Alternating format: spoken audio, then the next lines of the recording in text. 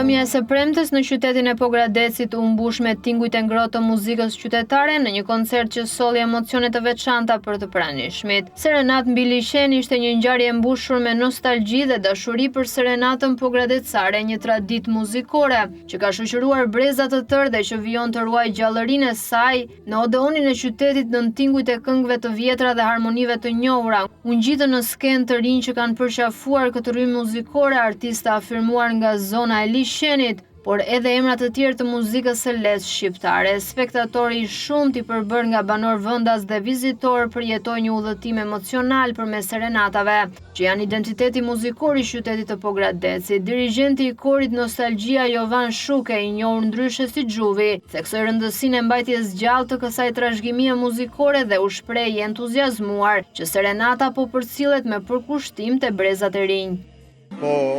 Është shumë e vërtet, po unë gëzohem që këta të rinj që janë këtu, po e vazhdojnë traditën e serenatës pogradecare. Dhe kjo është kënaqësia ime më e madhe, kur shikoj këta orkestrantët të përgatitur shumë mirë nga ana profesionale për serenatën pogradecare, unë mbetem jashtëzakonisht i kënaqur. Po kanë nxjerr, po puna është që të vazhdohet kjo në traditën e qytetit Pogradecit. Dhe do të jetë shumë gjë e mirë që mos u mbas asnjëherë serenata pogradecare. Kjo është interesante pyetje.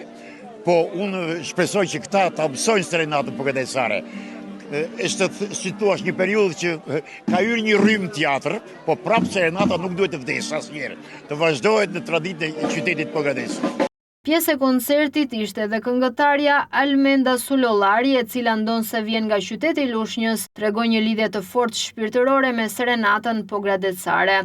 Një interes i veçantë për serenatën e qytetit të Pogradecit. Kjo gjë u pati tek mua pasi unë vjen nga një qytet tjetër, qyteti i Lushnjës, dhe pash një bashkëpunim dhe një harmoni të ngrohtë, një udhëheqës artistik që ishte kaq punëtor, drejtuesi Jovan Shuke. Ai na mësoi mënyrën se si ta trajtonim serenatën pogradecare dhe unë kam kënaqësitë që ta këndoj atë këtu në qytetin e Pogradecit. Një lushnjare, qyteti Vaçezelës, të madhës Vaçezela, vin në qytetin e Pogradecit dhe këndojnë serenatë pogradecare. Duhet ta ruajnë fort serenatën e Pogradecit, gjithashtu edhe grupi Nostalgjia duhet të forcohet, duhet edhe të mbështetet pak më tepër, që të jetë sa më suksesshme. Ajo solli në skenë emocione të veçanta duke kënduar këngën e parë që ka interpretuar si serenatiste, Varkat po nisen. Varkat po nisen, varkat po nisen për te limanit, ngrini flamurëta të udhëtojme. Në mesin e interpretuesve ishte dhe Agim Dandallaku, antar i grupit Nostalgjia, i cili foli për historikun dhe veçantinë e serenatës pogradecare, e cila daton mbi 100 vite më parë. Ai theksoi se përpjekjet e sotme janë të përqendruara në ringjalljen e këngëve të vjetra që rrezikojnë të zhbëhen nga kujtesa kolektive. Serenatat në Pogradec janë kënduar prej gati 100 vjetës. Qyteti joni ka pasur. Po unë flas për serenatat të mirëfilta, qytetare pogradecare, që janë këngë shumë të bukura. Dhe është ngritur grupi Nostalgjia që po i mban këto këngë gjallë. Korça ka serenata, po ka serenatat e veta.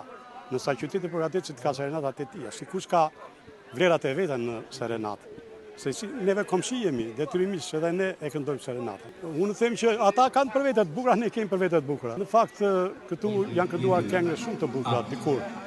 Po kanë filluar të humbasin. Tashi me këtë grup Nostalgjia po mundojmë të risjeri me njerë në jetë të gjithë ato këngë.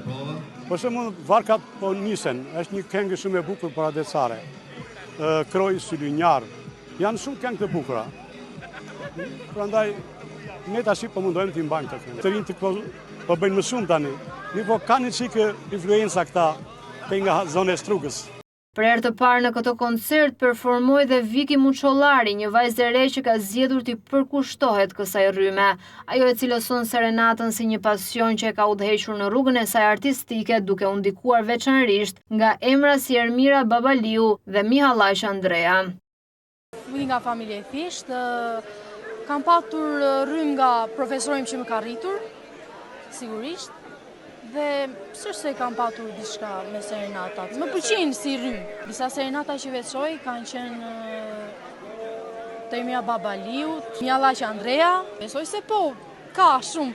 Kemi shumë fëmijë të vegjël që i pëlqejnë, i marrin parasysh që duhet të mësojnë shumë fryma të reja muzikore.